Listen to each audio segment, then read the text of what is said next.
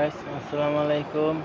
এই যে আমার ছাদ বাগানের ঢেঁড়স আলহামদুলিল্লাহ অনেক হয়েছে, দেখতে অনেক সুন্দর, খেতে অনেক সুস্বাদু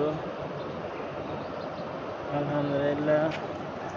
জানি না আপনারা এই ফলটা চিনেন কিনা, তবে এটা অনেক সুস্বাদু একটা ফল, সবজি পাক করে খাওয়া হয়। এই যে অনেক সুন্দর। প্রিয় বন্ধুরা, ভাই বোনেরা, আপনারা ছাদ বাগান করুন, গাছ লাগান,